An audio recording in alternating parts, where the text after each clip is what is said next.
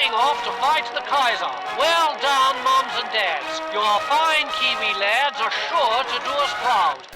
In the year 1911, Lieutenant Colonel William Malone of Taranaki Rifles created a small piece of military history when he encouraged his men to take their military issue hats, punch them up the middle and squeeze the sides, thus creating this, the lemon squeezer hat as it's commonly known. But considering Malone's inspiration was this beautiful mountain on the North Island's west coast, wouldn't the Taranaki hat have been a bit more evocative than the lemon squeezer? A bit daft, doesn't it?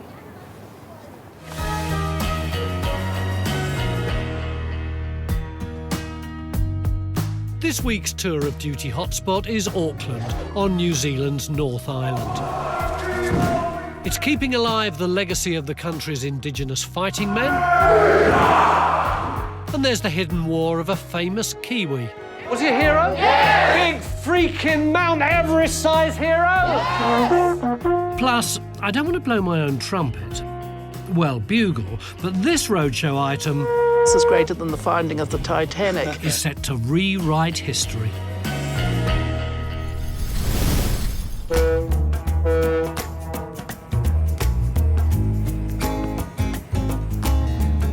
Like Australia, New Zealand came of age 100 years ago on the shores of Gallipoli. What this small Antipodean nation lacked in numbers, it made up for in support for king and empire during World War I and II. So I'm Auckland-bound, marching double time through some of its fascinating and surprising war history. I'm starting my journey at a gentle seaside village called Devonport, about a 10-minute ferry ride from the city.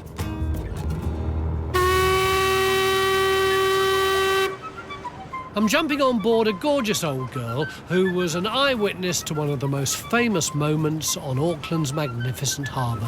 Hiya. Good morning, Tony. How are you? Very well, thank you. Good. Sean Harris, the engineer. Sure.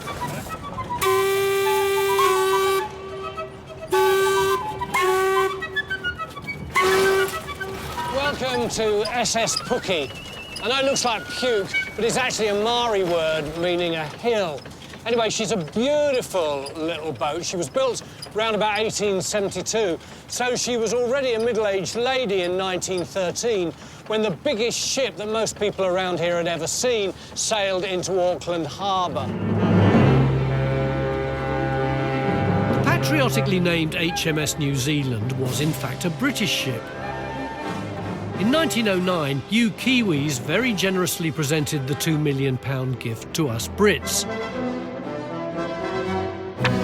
How did we pay you back? By sending her on a goodwill tour down under. Hurrah, we said, and so did New Zealand. During her 10-week visit, about 500,000 people, roughly half New Zealand's population, hopped on board for a sticky beak. So many people would come and look at it that the local reporters said it was like a hive swarming with bees or a hill covered in ants. When the Great War broke out in 1914, HMS New Zealand was right there in the firing line. And she was carrying an unusual lucky charm, which is now on display at Devonport's Torpedo Bay Naval Museum. So, Claire, the New Zealand's heading for colder, stormier climes and possible danger, but it's carrying this. What is it? So this is a piu-piu. It's a traditional Maori skirt, and it was gifted to HMS New Zealand's Captain Halsey, when it was in New Zealand in 1913. Oh, this is the famous prophecy. That's right. It was told by the Maori chief that presented it to him that if he wore it in battle, then the ship would be protected. And it would fight 3 times and nobody would die. That's right. What was its first engagement? So the first engagement was Heligoland, and Halsey put on the pew-pew there, and there's a bit of a story about their crew sort of saying, what's happening here? Oh, yeah, I read that some of them couldn't get on with the jobs they were supposed to be doing, That's presumably right. because they were wetting themselves with hysteria. Yeah, here he was in this full naval uniform with this pew-pew on. So, yes, he wore it then, and the ship came through fine. The next attack was at Dogger Bank. That's right. Did the same thing happen? Same thing happened. Halsey had the pew-pew on, and the crew all made sure that he had it on. They would pop up and say, oh, have you got it on, Captain? They got less cynical by this time. That's right. They were thinking there is actually maybe something in it. But then there was a real blow, because Halsey got promoted, so he wasn't captain anymore. That's right, but he passed it on to the next captain, Captain Green, and Green took it off to the next battle, which was the Battle of Jutland. Did it work? It did. Battle of Jutland was quite a big battle, the next Massive, one. yeah. That's right. And even though many British ships were sunk, the HMS Invincible and the Queen Mary, which was right in front of HMS New Zealand, HMS New Zealand was hit once, but there was no loss of life. Just like in the prophecy. What was the damage? One of the gun turrets was hit, and a large piece of armour This? came out. That's it. This is the prophetic piece of damage. It was all that was done. That's right. I think we should all have one of these, don't you? Especially for motorway traffic. Absolutely, yeah. When Captain Halsey's daughter died in 2002, the pew-pew came back to its rightful home, New Zealand.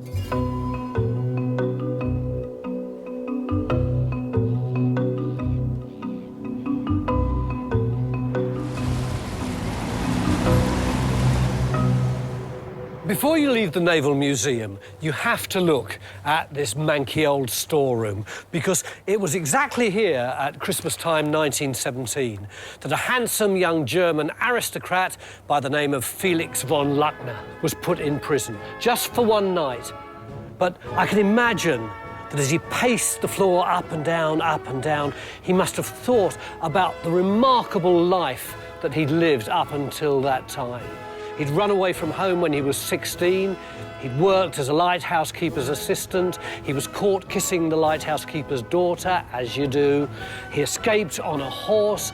He went to Australia and hunted kangaroos. He worked for an Indian circus. Then the First World War broke out. He was injured at Jutland, and while he was lying on his hospital bed, he had a brilliant idea. He went to the German authorities and he said, I am going to make a ship, and it will look like a merchant ship, but really it will be a warship. And I will sail into the sea lanes of the Allies, and I will wreak havoc amongst them in areas where currently you cannot go. And the authorities said, yes, that is a good idea, but they said it in much better German accents than I can do. And he was so successful. For 225 days, he sailed through the Allied sea lanes and he captured 14 ships. But after 225 days, he was finally captured just outside Fiji, and he was brought near here to Auckland to a little island called Motahi. But Felix was lucky because the prison commandant had a soft spot for his charming German prisoner. So he really humoured him. And eventually, Count Felix said, round about Christmas time, I wish to put on a show, a play that will amuse everybody. And the commandant said, oh, yeah, that's a terribly good thing to do. And Felix said, and more than that, I will make all the properties. And he did. He and his men made all the props. They made this very German flag and pretended it was a prop for a show. But actually, all of these things were items that they might be able to use when they tried to escape. And some of the men worked in the workshops at Torpedo Bay, and they started making these pieces of metal, 11 of them in all. And when they put them together and they stole 2 screws in order to screw them together, they made a sextant. And in addition to that, they stole a school atlas in order to navigate by and brought everything back to the island. And when the time was ready, they created a big fire, and the commandant and all the guards rushed out to try and put it out. Meanwhile, Felix and his men stole the commandant's little boat, got all the stuff in it, hoisted the German flag and shot off, and they hid round the corner for about a week or so, till finally they pirated another boat and they sailed 700 miles away until they were finally captured. And it was then that Felix was dragged back here and stayed here the night. After that, he was taken off to Christchurch into a much more secure jail and spent the rest of the war there. But when he was asked why he escaped from the commandant's prison, he said, "Because he left the door open."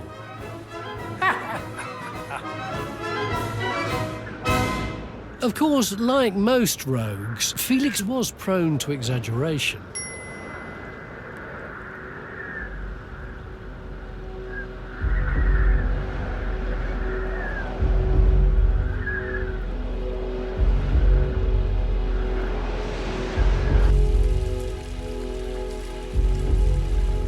This is Auckland's War Museum, which commemorates the lives of those who died in New Zealand's wars, including, of course, the contribution made by the Maori people. But when the First World War was declared, the Maori had a big dilemma. On the one hand, a treaty had been signed which gave them full British rights, so a lot of them felt that it was their duty to fight on the British side. But on the other hand, there were some who said, look, the British have taken away all our land. We're not going to fight for them until they give it back. And this problem was made worse by the fact that there were a lot of people in government who were suspicious of Maori fighters, who they thought would be ill-disciplined and there'd be integration problems. And it was only when Gallipoli happened that people began to realise quite how brave the Maori could be. By the end of the First World War, over 1,000 of the 2,500 who had fought were either dead or injured. 3 decades later, the Second World War Maori soldiers displayed that same ferocity and courage.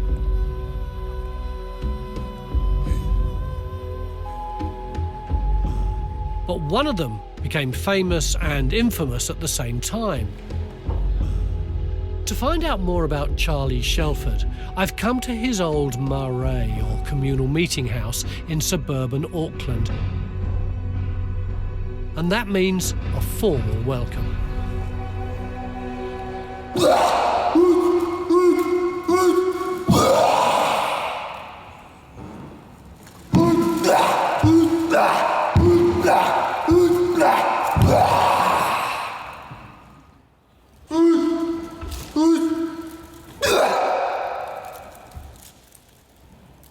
Apparently, this impressive young chap with the protruding tongue is challenging me to see if I'm friend or foe. Do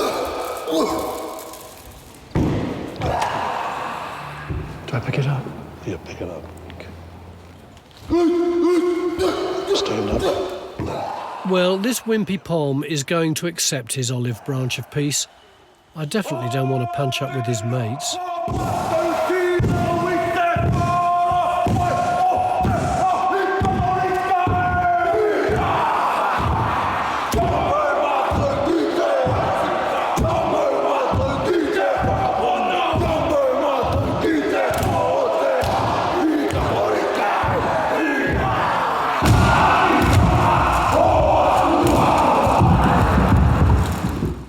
Where was I before I was so beautifully interrupted? Oh yes, Charlie Shelford from the 28th Maori Battalion. Joe, your granddad, Charlie, was one of New Zealand's great Maori heroes. I know there was a time when he captured 40 soldiers single-handed. How on earth did he do that? The whole platoon was pinned down in a horseshoe escarpment on the side of a hill, and he volunteered to take them out. Now, he was using a German gun because the weapons that were issued from the New Zealand Army were only pea shooters compared to the German equipment. And it wasn't until he was 20 metres up to the trench where all these men were that the butt of the machine gun blew up. So he couldn't use the machine gun, so he had to throw that away. And he only had a Mills bomb left. So he threw the Mills bomb into the trench, and out come these men. With their hands up? With their hands up, and they surrendered. So he saved loads of guys on his own? He saved his whole platoon. Yeah. Charlie was recommended for a VC, but there was a problem. This demon on the battlefield was a devil off it, sneaking away behind enemy lines on looting raids, once even donning a woman's dress. His superior officers were looking through binoculars and they could see him. And they were going, this guy looks pretty familiar. Even if he is in drag. Yeah. And then they really had a good look, and it was Charlie Shelford, you know. He had a pram and he had his army gears in the pram and the things that he looted. He had it in his pram. And, yeah. Looking like a mad woman pushing a trolley. So, no VC for Charlie. Unfortunately, the DCM he did receive featured some very undistinguished conduct.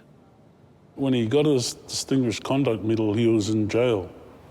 They had to get him out of jail to get his Distinguished Conduct Medal. General Freyberg saw him in the parade and said, get that guy's handcuffs off him and give him a cap for his head. And my grandfather had a gripe against one of the military police. And he turned around, smacked the military police over in front of everyone, including General Freyberg.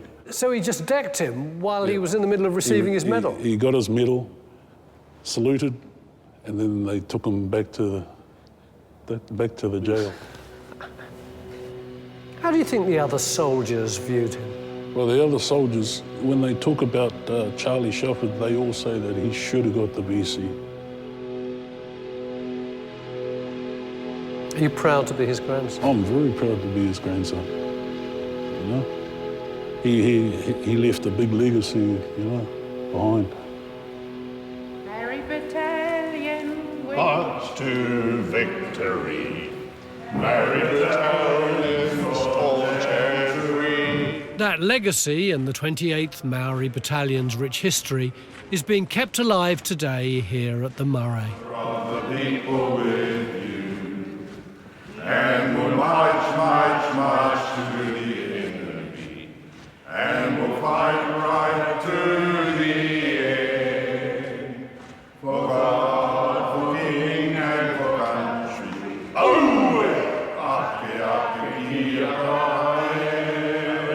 Kia ora. Kia ora, kia ora. My ignorance of the contribution that you made in 2 world wars is shamefully large, and I know that for the majority of my people back in England, they simply don't know about the sacrifices that you all made, both, of course, for your own pride and dignity, but for a country thousands of miles away. And I think it's important that your stories are heard. So let's hope that our television programme will do you proud, and thank you very much. Thank you.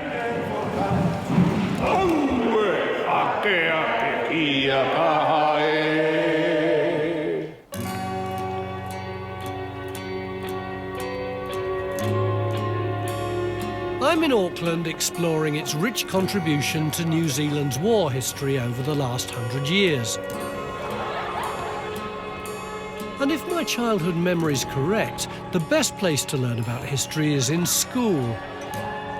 The Sir Edmund Hillary Collegiate, just outside the city. When I was a little boy, there was only one mountain, as far as I knew, that nobody had climbed. A mountain so high that if you're tempted to climb it, you'd run out of oxygen or get eaten by a yeti or fall down a crevasse. And that mountain was, of course, Mount Everest. And then, in June 1953, on the very day of the coronation of Queen Elizabeth II, word came through that finally it had, in fact, been climbed by a local Sherpa, known at the time as Tiger Tenzing, and by a New Zealander, Edmund Hillary, who immediately became, for me at least anyway, the most heroic, the most famous man in the entire world. Hillary's transplanted former house is now the college's leadership centre. But I want to tell one of those leadership groups about the Hillary of a decade before Everest. Hi, guys. Hello. Sir Edmund Hillary, right? Yes. Yeah, the great hero? Yes. In the Second World War, his brother, Rexford, wasn't considered a great hero at all. He was thought of as a coward. The reason is this. In the Second World War, every young New Zealand man had to fight. There was no getting away from it. But there were a small group of people who loathed war. They thought war was a waste. They thought it was disgusting. They were called pacifists or conscientious objectors. And they wouldn't go to war even though it meant being on the receiving end of a massive fine and ending up in prison for the whole run of the war. And Edmund Hillary and his brother, they were both pacifists, both conscientious objectors, because their dad was too. Their dad had fought in the First World War at Gallipoli. That was so bloody. So many New Zealanders died. It was such a waste in many ways that he thought, right, I will never fight again, and I'm going to persuade my sons not to fight either. So when the Second World War came, did that mean that your great hero spent the whole war banged up in nick? No, it does not, because there were another group of people who didn't have to fight. The Hillarys were part of the so-called protected industries, which included manufacturing, agriculture, utilities and so on. Their successful beekeeping business provided vital honey, so they were allowed one family exemption. Edmund, the older son. So he worked the family business and his brother Rexford went to prison.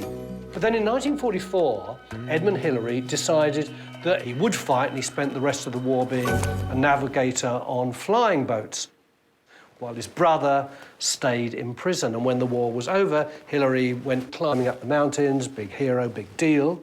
His brother Rexford not only stayed in prison till the end of the war, it was another year after that before the New Zealand government let him out. And no one thought of him as a hero. But when you think about it, which of the two of them was more heroic? The one who climbed to the top of a mountain, or the one who, for his beliefs, was prepared to stay in prison all that time? What do you think of people who refuse to fight? From my own perspective, Yeah. they are cowards. Seriously. I think it's good to fight for your country. Is there anybody here who would be prepared to go to prison rather than fight? Yeah. Yeah. I'm half and half. What do you mean half-half? I'm on two ways. One is that I would like to fight for my country and serve my country, because there's no other New Zealand in this world. And once you have no more New Zealand, then there's no home for me. But also, on the other hand, if I do go, I would miss my family. And also, if I come back in a box, it would be heartbreaking for my mum, because I am the youngest. So the debate goes on. Do you still think Edmund Hillary is a hero? Yes! Was he a big hero? Yes! Big freaking Mount Everest-sized hero? Yes! Then tell me one more time. He was? Yes!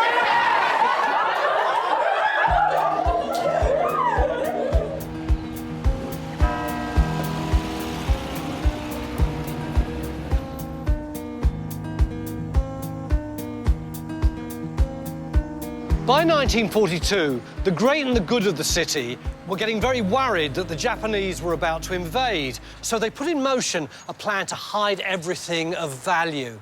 Old books were put in basements, the museum's greenstone collection went to a private house, the insect collection was spirited away, the National Library and the City Archive were sent to Masterton, which wasn't actually a very good idea because a couple of months later Masterton had a terrible earthquake and all the books and stuff were left dangling from the shelves. But it must have seemed as though the whole place had been completely gutted, except what were they going to do with the stuff that was too heavy to carry?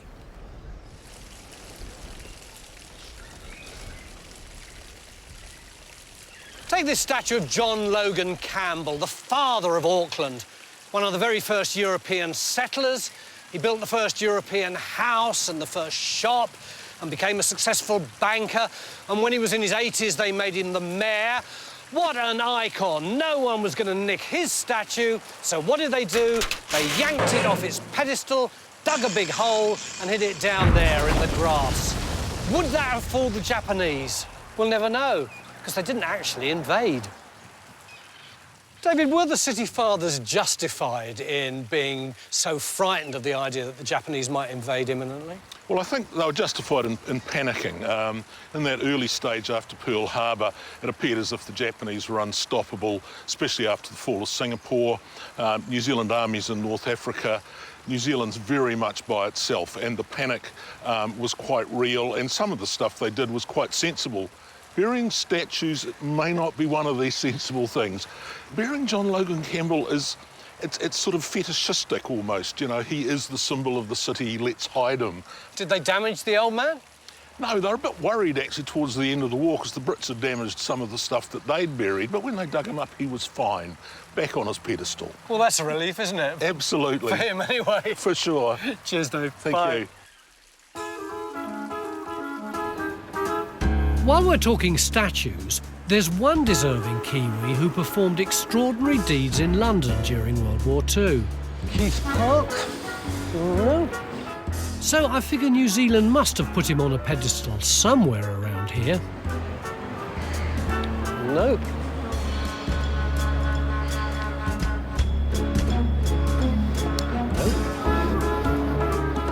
Time for two of my favourite things, a cuppa and a crusade. Can I join you? Sure. Thanks. You know, I've been wandering around Auckland all morning and I haven't seen one statue to Keith Park.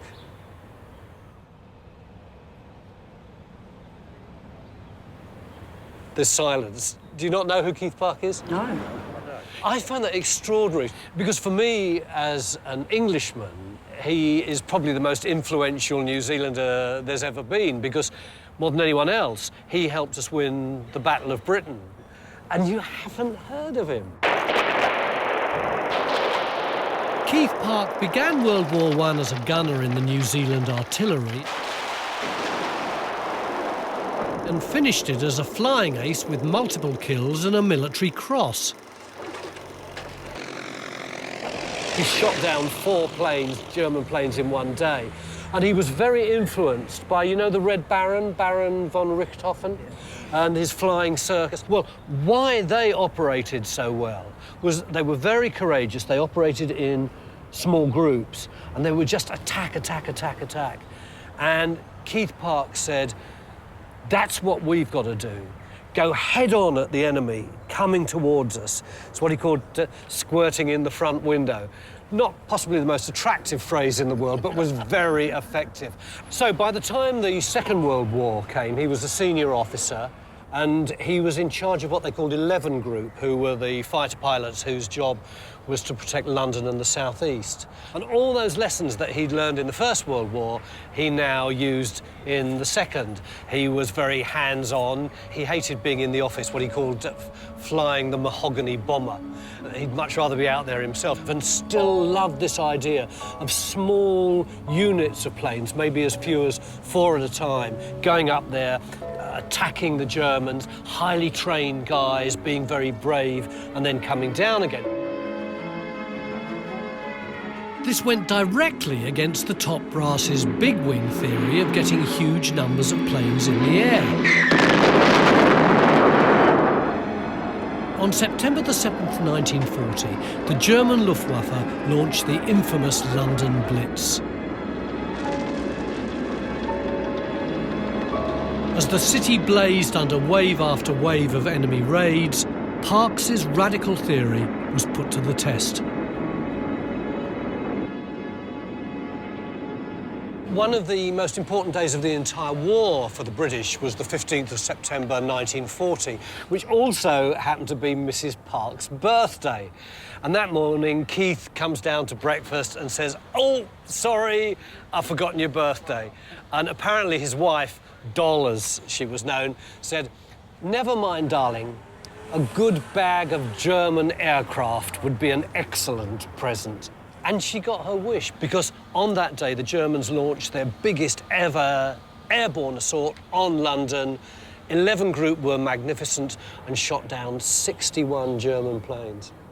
Winston Churchill had a huge amount of respect for him. Douglas Bader, the legless flying ace, was an enormous fan, and Air Marshal Tedder said if any one man won the Battle of Britain, he did. And yet there's not one single statue of him here, and none of you had heard of him. It's extraordinary. Anyway, nice to meet you all. Be warned, Auckland. Next time I'm back, I'll be looking for a certain statue. Know what I mean?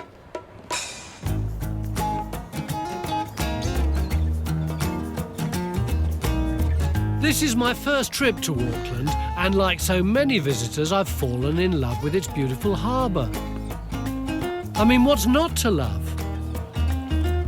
Well, maybe the fact that in World War II, New Zealand scientists wanted to turn calm blue waters just like these into a weapon of mass destruction.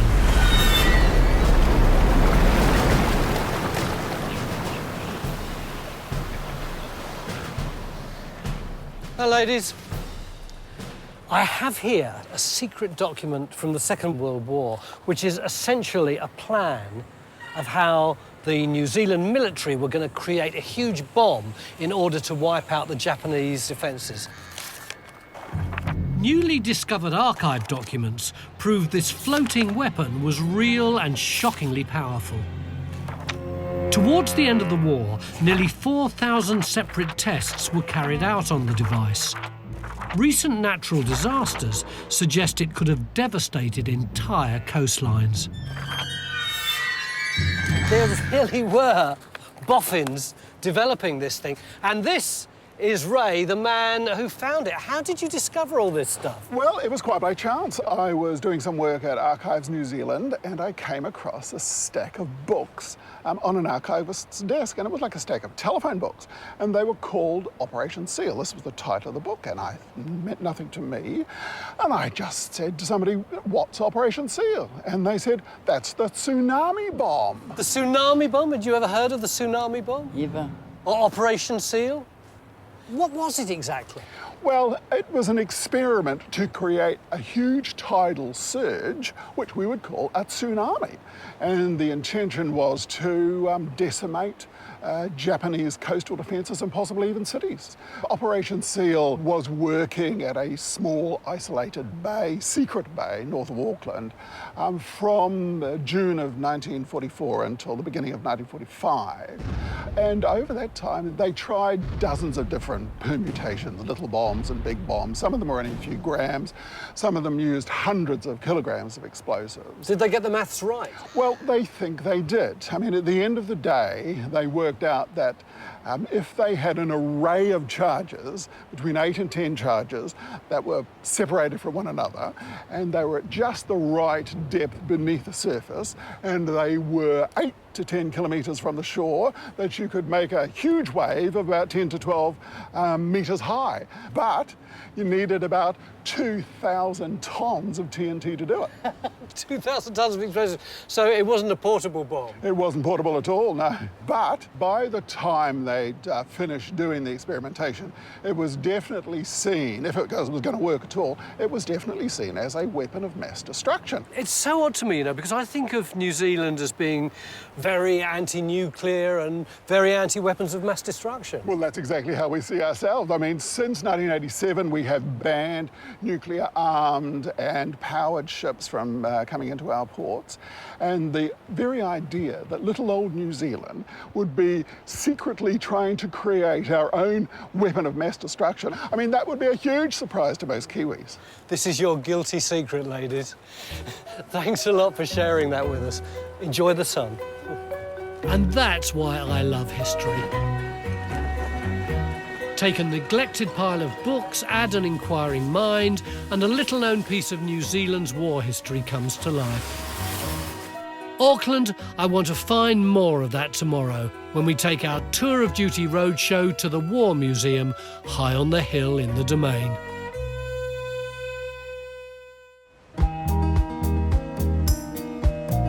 Here, guys. 3 lattes and... You're not supposed to see this. It's just me on the coffee run. This is what you're supposed to be looking at. It's one of the greatest urban views in the whole of the world, I think. That is the Auckland War Memorial Museum. You've got the city down here. This is where the Tour of Duty roadshow is about to begin. Come and join us.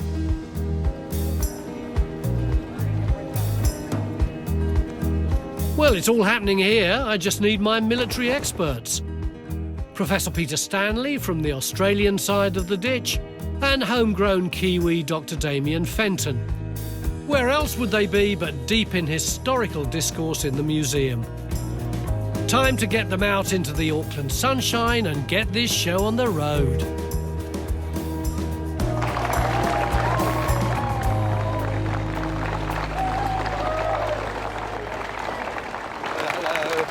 Joe, good to see you, mate.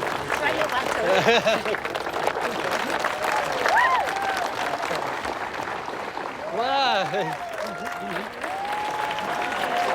Oh, it's so lovely entering through a crowd and onto these steps. It's real show business, isn't it? In there are the names of thousands of young New Zealanders who died. And for the best part of 100 years, families have been coming here to seek closure and say goodbye to their loved ones. During the course of the last week, we've been chasing the stories of some of Auckland's war heroes. But now this is the part of the show I really love, when you come to us with your stories and your memorabilia, because after all, history is our lives and our ancestors' lives. So that's what I want to hear now. That's what hopefully you'll show us now. I'm going to stop talking and let's get on with the Tour of Duty Roadshow.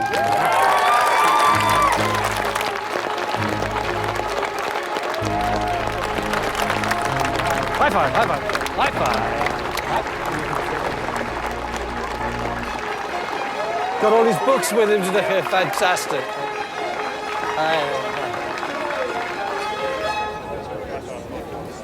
Seen that. It's the right old state, isn't it?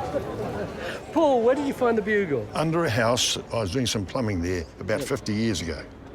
Intriguing, isn't it? It's got a load of stuff written on it. Peter, come and have a look. Hey, Tony. Hey, Paul. Yeah, Peter. Yes. What do you reckon of that? Well, I know exactly what this is, because you see the inscriptions, places on Gallipoli, Walker's Ridge, Quinn's Post, Pope's Hill. So this is a bugle that was used on Gallipoli. Now, I'm especially excited to hear this because 10 years ago I did a book called Quinn's Post, Anzac Gallipoli, which tells the New Zealand story of Quinn's Post as well. He's plugging his book. Absolutely. But you see here that this bugle was used at Quinn's Post. And somebody has carved these, has tapped these inscriptions into it. So tell me what you think the story of this bugle is then. The New Zealanders took over Quinn's Post in June 1915 and immediately went into two terrible raids. You might even have heard of them, the 4th of June and the 7th of June. They lost many casualties at Quinn's, but they held Quinn's Post against the Turks. Quinn's was the most dangerous place on Gallipoli. The lines were as close as from here to the museum front door. And there was a constant bomb and machine gun and rifle fight. And here's a relic of Aucklanders at Quinn's Post. Ken, are you here for the reason I think you're here? I think so.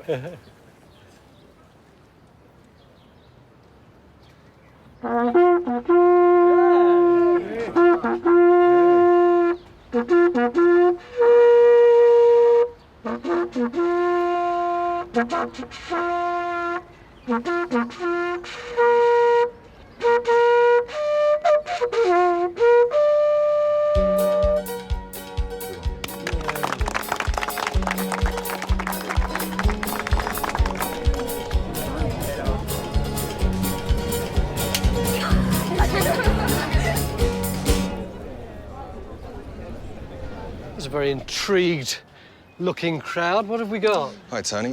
This is Charles MacDonald. Hi, Charles. And this material belongs to his grandfather, George, who was in the Tank Corps in the First World War. This is from the First World War? Mm-hmm. It's in very good nick, isn't it? Can I hold it up? Oh, you certainly can. Wow. That's my sort of size, really, isn't it?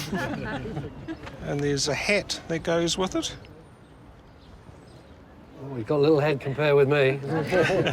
Most people have. And this is him? That's right. Did he have his own special tank? Yes, he did. What's interesting about the tank is the tank suffered a lot of damage. What was the battle? It was the Battle of Cambrai. What do we know about Cambrai? Cambrai was the biggest tank battle of the First World War. It had the British used about 500 tanks, biggest mass tank attack of the war.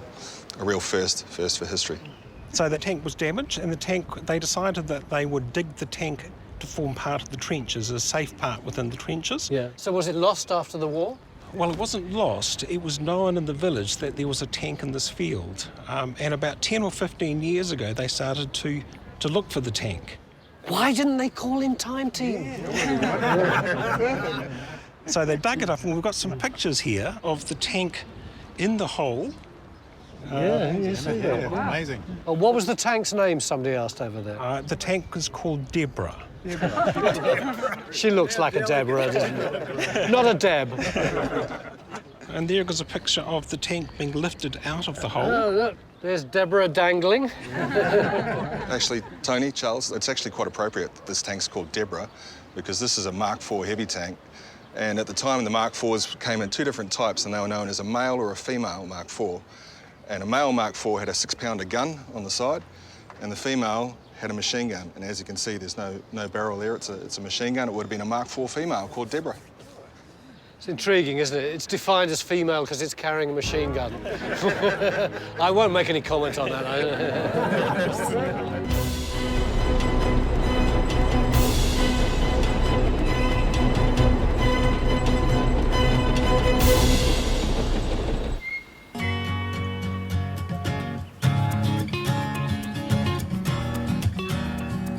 Look at this. Magnificent weather, stunning location. Perfect for our sparkling Auckland Tour of Duty roadshow. I'm starting inside the War Museum now, partly for a look around this lovely building, and mostly to see one of its more fragile pieces. Carol, excuse these gloves. This has got to be one of my favourite ever mementos of World War II. Talk me through it. That tin, what's that? That tin was sent by the Women of New Zealand with Christmas cake. This was their rations tin. These arrived on the boats as care parcels. And your dad would have got one of these. Where was he serving? Africa, Egypt, Italy. But in a way, the interesting thing is not the box itself, it's what was in it. What were all these things for? This is the trench art kit, the kit that the men used in the trenches to create things of beauty. When things got tough, this was their sanity call. So your dad was just stuck in North Africa or Italy or wherever he was fighting, and when he got nothing to do, he'd create lovely little pieces of art. Yes, he did. So what are these various tools? Is that a whetstone? That is a whetstone. That would have been used to flatten off objects, create, carve, probably to also sharpen his bayonet. And files? Needle files were the most important part of the carving process for him. He would draw, then he would carve. What's this thing here? Cigarette holder. Oh, yeah, very sophisticated, that is. This little sequence really gives me an enormous amount of pleasure. First of all, you get a little block of aluminium, and here he's got a bit which he's worked, hasn't he? Got a hole in it and some curves. And finally, the thing itself, a little kiwi. It's got damage. I think he got run over. But it's lovely now, but it would have been even more beautiful then. But in a way, the end of the story is this, isn't it? He didn't actually carve this at all. No, he didn't. So who did? That is my work. My dad taught me. He taught me to use natural products and create beautiful items. What exactly is this? That is a kowhai flower carved from the tip edge of a deer antler. I'm sure your dad would be very proud of your skills. I think my dad would be. Thanks a lot.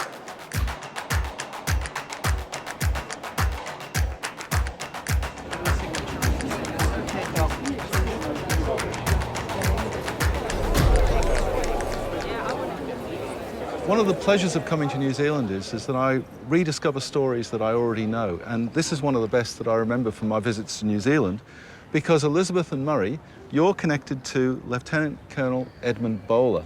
And Bowler was a great figure at Anzac on Gallipoli. And you've brought along not just photographs, but also documents about Edmund Bowler. Tell me, Murray, who was Edmund Bowler? My grandfather, first and foremost. Mm-hmm.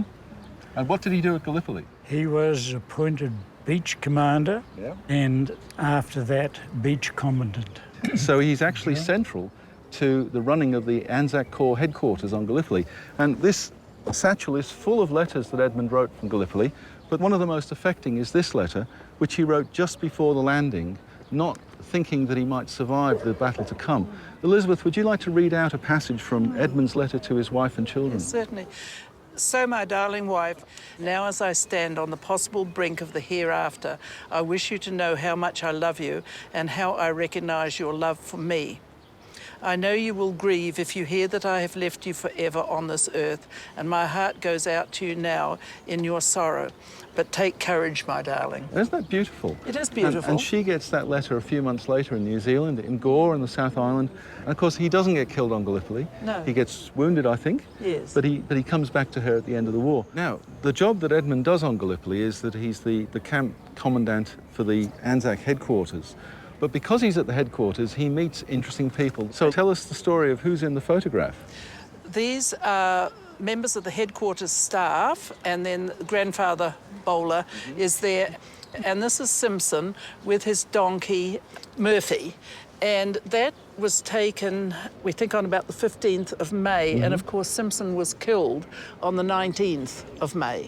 When we first found this photo and sent it down to be published in the book about Murray's grandfather, we got a message saying this is greater than the finding of the Titanic, because they had virtually no photos of Simpson and his donkey. And your grandfather, Murray, is literally in the middle of that group. Yes. Absolutely. And when he was the beach commander trying to evacuate thousands of wounded off the beaches, he was hugely proud of the New Zealand and Australian soldiers, because he said that no matter how badly they were injured, they never cried out. You know, he was just so amazed at how wonderful they were. Their stoicism.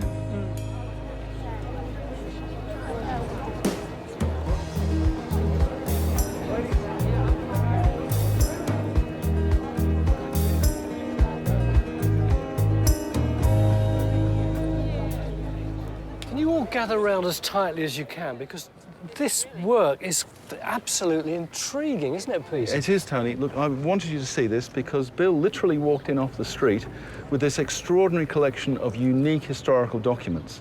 His father was a POW of the Japanese, a New Zealander captured by the Japanese, but he produced in captivity not just cartoons, but also these wonderful portraits. You know, I think that is the only funny drawing I've ever seen of Japanese prisoners of war. Well, this one, Tony, is trying to describe prisoners' first taste of hot Indonesian food with chilies, etc. And you can see some of them they've got fire coming out their mouths, etc. And fire coming out of other places. Yes. And what's this? Well, this is a magazine in the camp called the Mulo Mannequin.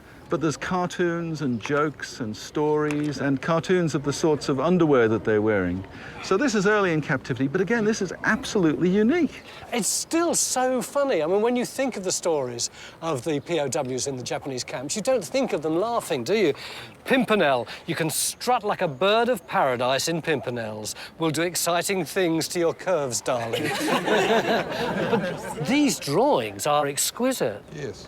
They are, and I've been fortunate to be able to track down some of the relatives of these drawings, and this one is of Frank Howell, who was in the RAF, and his daughter now has a copy of this drawing.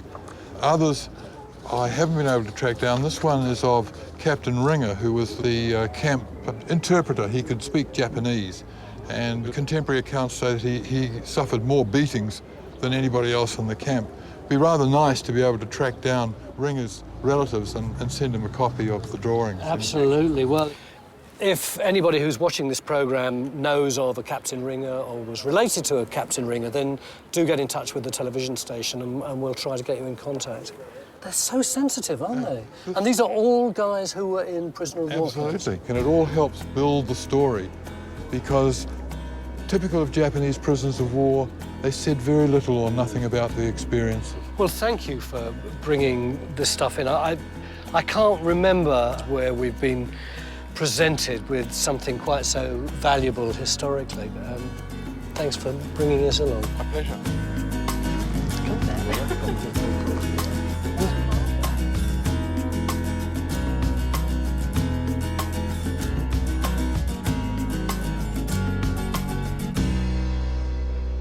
This is like a school photo of the oldest school children ever, isn't it? Sorry, is that offensive? I'm sorry. I don't know about you, but I've had absolutely a great time. Particularly, I suppose, I'd like to say thanks to the people in the museum for providing this environment, which it couldn't have been better, could it? But also the things that people brought. I loved that bugle that went to Gallipoli, and it's still tooting away its stuff. But more than anything else, what has stuck in my mind today has been the love of place that Kiwis have, the love of their country, the love of their town, and how that keeps coming back in so many of the stories. So I'm going to leave you with a quote. This is a quote, sorry, he's an Englishman, G.K. Chesterton, novelist.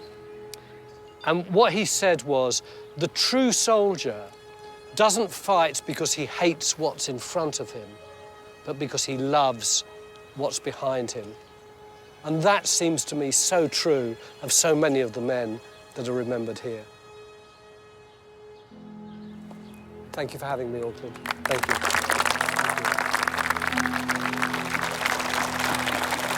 Hi, I'm Tony Robinson. If you love my show and want to see some more amazing history stories, then please hit the subscribe button, click the notification bell, and we'll let you know when there's something new to watch. Enjoy.